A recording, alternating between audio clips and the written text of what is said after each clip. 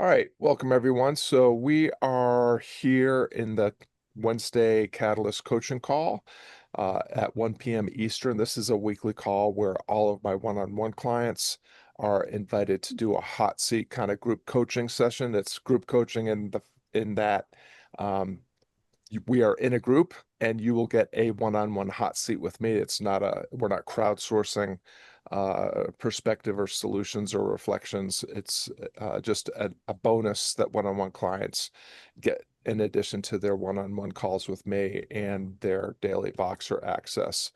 Um, but we also have Jeff here from the Voxer Velocity program. There's 9 more of you in that program, and Andrew is here.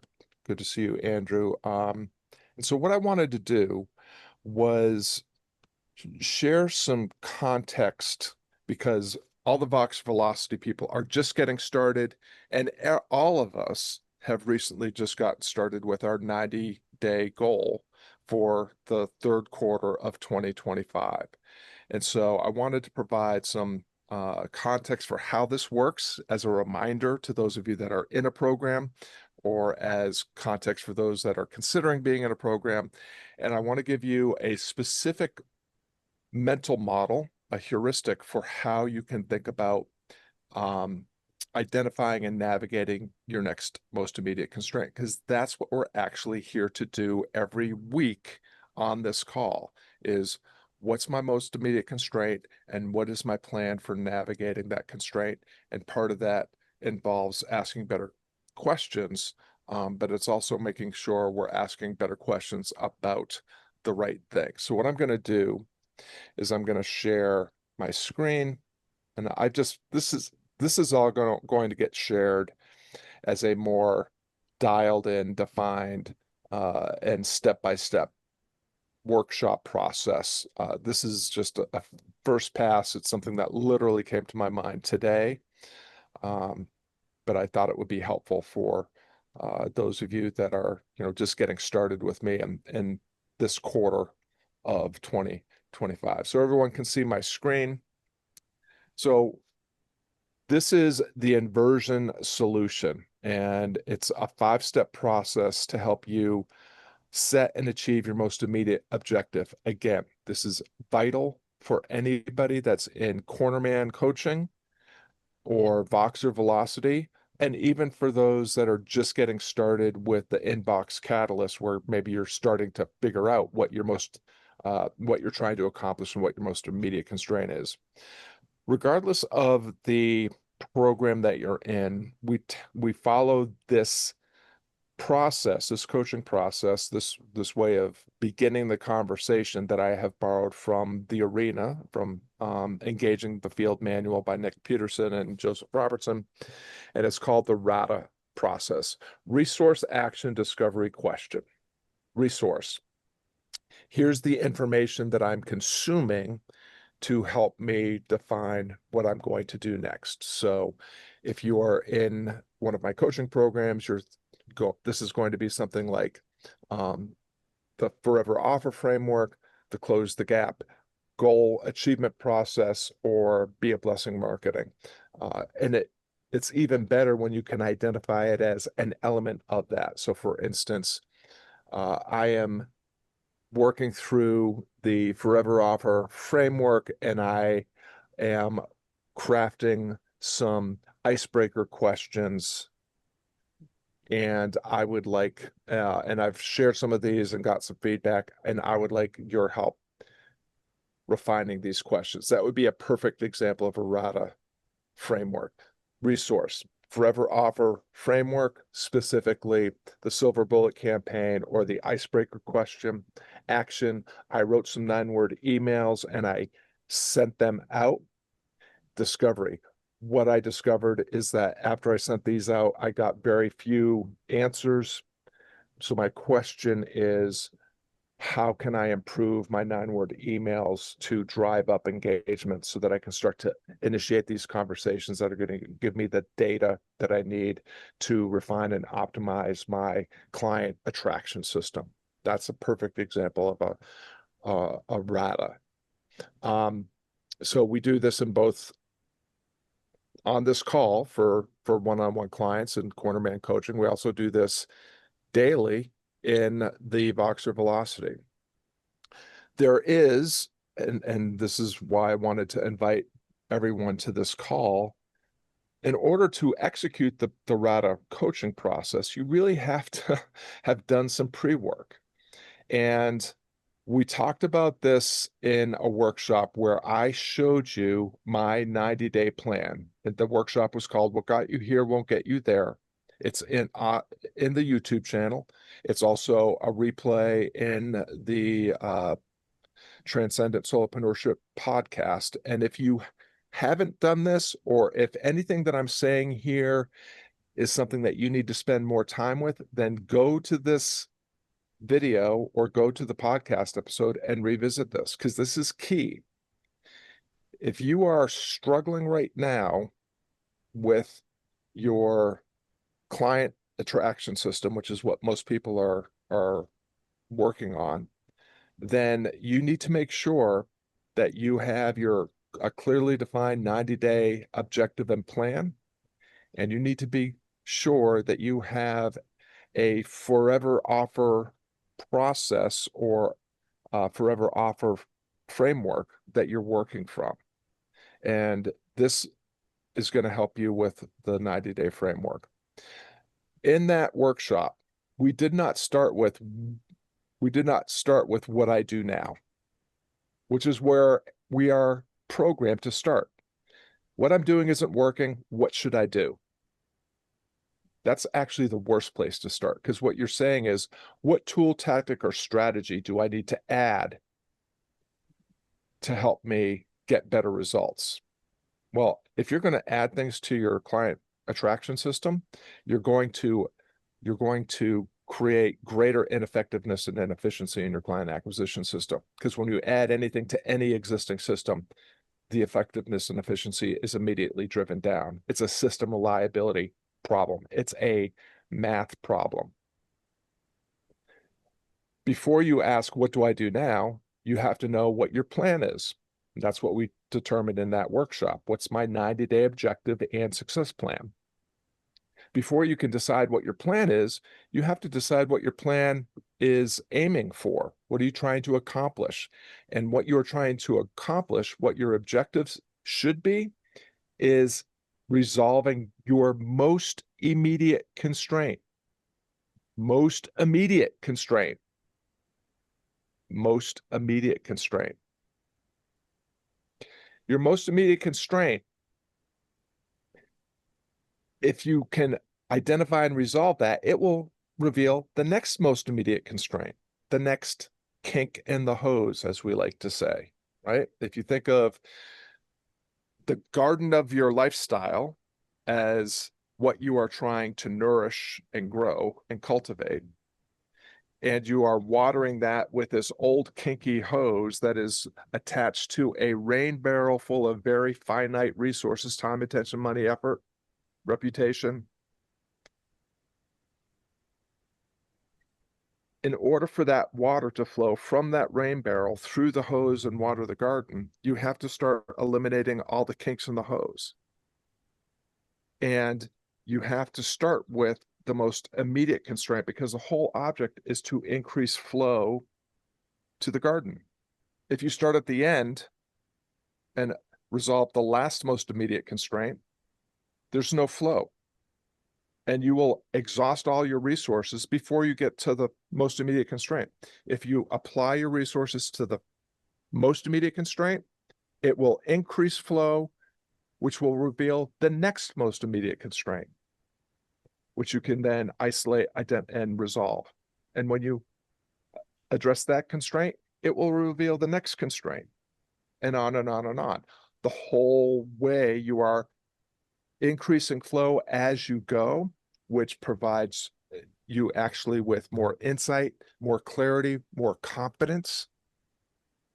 And the amazing thing about identifying the next most immediate constraint is some of those down hose constraints actually kind of work themselves out because of the pressure and flow that is coming through behind each constraint that you measure or to address. Before you can identify your objective, you must identify your most immediate constraint. And before you can do either of those things, you have to know what it's for. It's not more money or more time. It's the whole point of being a purpose-driven solopreneur is that you are building a business that is meant to fund and fit your ideal lifestyle, doing work that matters with people you care about. It is a lifestyle business in that you are making the difference only you can make in the way you can make it. And you have to be, every process has to be, and every objective has to be designed around what is the actual lifestyle that I'm trying to optimize my business for. So in that workshop, again, if you don't know this, you need to go back and watch this workshop. You have to start with, what's the vision of the life that I want to be living, that I want my business to fund and fit around? And if you go to that workshop, there is a very specific prompt that will help you identify that. To circle back to the conversation Bree and I were having before I turned on record, it doesn't have to be the perfect vision of the life, because you don't know what it is yet. You're not going to know exactly what it's going to be because it is an emergent thing. Clarity about the lifestyle that you want to actually live will come by getting better at making the difference only you can make in the way that you will make it, which will happen as you solve real problems for real people that help you identify the people that you seek to serve and the way in which you serve them. So you just have to come up with a good enough lifestyle vision, and it will probably change. During the pandemic, my wife and I had a vision of the life that we wanted to live after the pandemic. We wanted to become world travelers. That was what we were optimizing for. That's the lifestyle. And in order to do that, we knew how much money we had to have in the bank, and we knew how much money we had in the bank. And so the constraint that we were resolving was, how do we close the gap between the amount of money that we have in savings and the amount of money that we need to travel for a year? And we started to work on that problem. We started by saying, hey, housing market is really great right now. We don't need a house if we're going to travel for a year. Let's sell our house. Because of all the equity we had in our home, we almost completely closed the gap just by selling our house at the top of the market. And that allowed us to go to the next most immediate constraint. Like, once we had money locked in for a year of traveling the world, then it was our next priority was, where are we going to have home base? Where can we build our dream house? We had to have a down payment for land so that we could build the house that we actually wanted to build in the place that we wanted to build it. So we started to work on that. As all of that was unfolding, the kids announced that they were pregnant, and our lifestyle vision soon changed from, we want to travel the world for a year once the pandemic ends, to, we want to take care of our grandson. We want to be the full-time daycare providers. Completely different lifestyle vision. It changed because we reserve the right to change our mind. And the most immediate constraint to achieving that goal was that I worked 10 hours a day, 7 days a week, minimum. And I couldn't work 70 to 100 hours a week and take care of my grandson 9 hours a day, 5 days a week.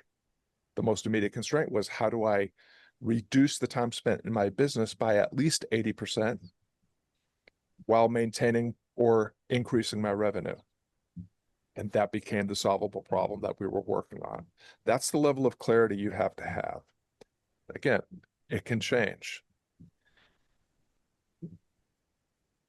When we're talking about identifying constraints and defining objectives, identifying most immediate constraints, which actually helps you identify the most immediate constraint or the most immediate objective that you're working on, we have to look at it from this inversion process. Again, we much more frequently start with, what do I do now?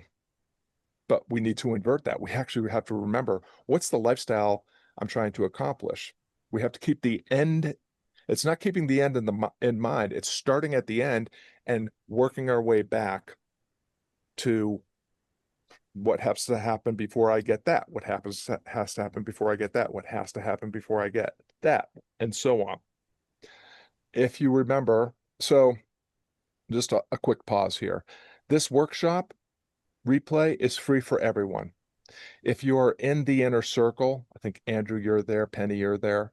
You have access not only to the replay, but to all the presentation notes, the workbook, guidebook, and a GPT helper to help you work through all the things that need to be worked through to identify your most immediate constraint and your current constraint. But for those of you that are not in the inner circle, you can watch this replay and it will give you all the information you need. You just won't have access to all the additional tools.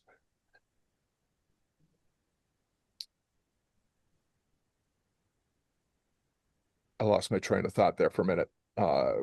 But the whole idea here is inverting the process. There's, again, a prompt in that workshop for how do I identify the lifestyle vision? How do I identify the most immediate constraint, which helps me define my most immediate objective, my 90-day goal. You can use 30 or 60 days if you prefer. And then you can ask, what do I do now? So instead of starting here and working your way to some vague, undefined goal, you're starting with a clearly defined goal and working your way back to the plan. So I'm going to, do you now see identifying the most immediate constraint in the shared screen? Okay, cool. So this is just part of the presentation notes from that workshop. The best way is, what do I want to accomplish long term? What's the lifestyle vision? What do I have to accomplish before the end of this year? To accomplish that, what has to happen this quarter? To accomplish that, what has to happen this month? To accomplish that, what has to happen this week? To accomplish that, what has to happen tomorrow? That is a template that we use, the rear view mirror, for starting with the lifestyle vision and working all the way down through the 90-day goal, to the monthly goal, to the weekly goal, to the daily goal. And then these are some questions that we talk about when we're trying to ask a more beautiful question that will create the better question that helps us define what it is that you're trying to accomplish long term, right now, and identify. It's not the next kink, as in your sexual fetish. Please keep that to yourself. It's the next kink in the hose that needs to be removed so that you can create flow in the hose that waters the garden of your ideal lifestyle. So that's just a quick share on that.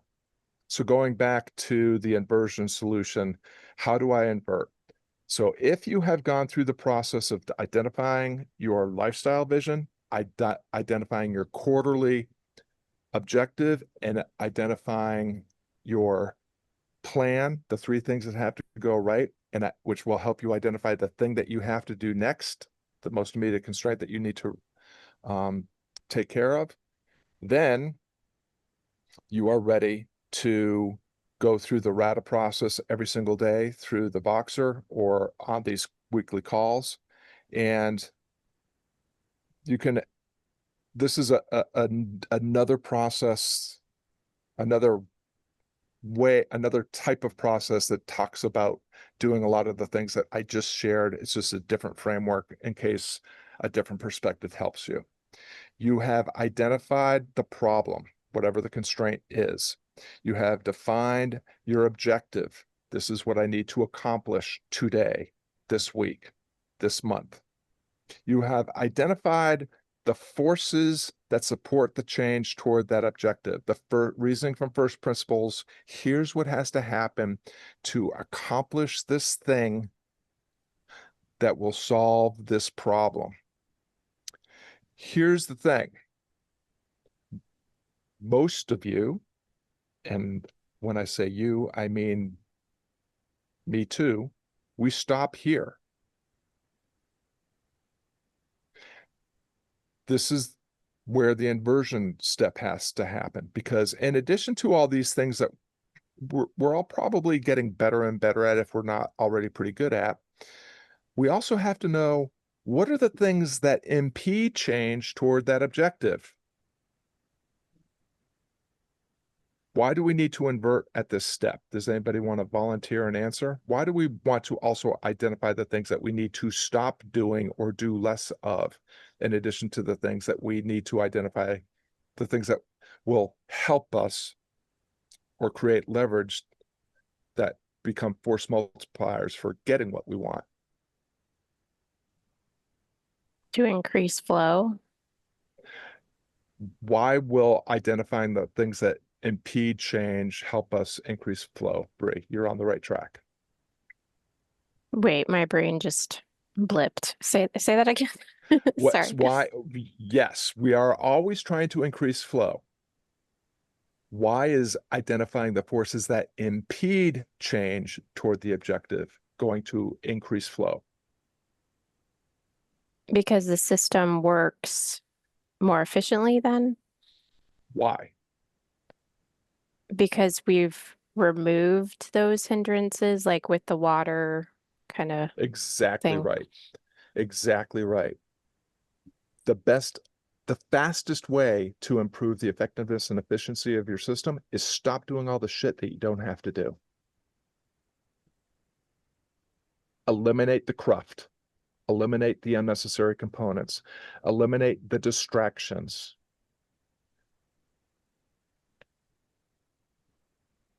Bree, I'm going to pick on you again. What is always the biggest obstacle to our success? Me. Exactly. And I'm picking on Bree because we actually just had this breakthrough moment in a Voxer conversation. I'm not going to go into the details, but Bree had this realization where she not only identified, Bree has known for a while, and most of you probably have already known, that the biggest impediment to your progress is not out the window at any of the external things, forces. It's the person that looks back at you when you look in the mirror. But it's one thing to know that you're the biggest obstacle to your own success. It's another thing to identify specifically what behaviors are impeding that progress. And Bree had a really profound moment with all that. And like, now that she knows, she can work. Like, one of the things that she said she was being blocked by is releasing the next chapter of her book. And lo and behold, the next day after we had this Voxer conversation, she published the next chapter of her book by getting clear and specific about what was actually holding her up and addressing that in a deliberate, committed, focused, disciplined way. And addressing the personal stuff is always the hardest. So, big kudos to Bree for not just identifying it, but also leaning in and doing the really challenging work of addressing it. So you can identify the problem, define the objective, and identify the forces that support change toward that objective. But if you don't, at that stage, invert and make sure that you are also identifying all the forces that are impeding progress towards that objective and eliminate them and address them, any tweaking you do to the things that will support change, the return on investment is severely diminished.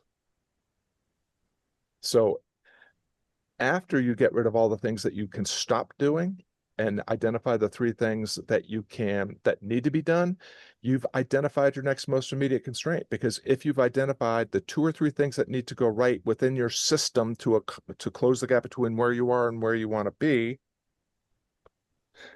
then the next most immediate constraint is to raise the floor on the least effective, efficient component of that system. You don't get where you want to be faster by pushing on the ceiling of the thing that's working best. You get closer to what you want with greater ease and velocity by fixing and fine-tuning the least most effective component. And that is how you're going to strategize your solution.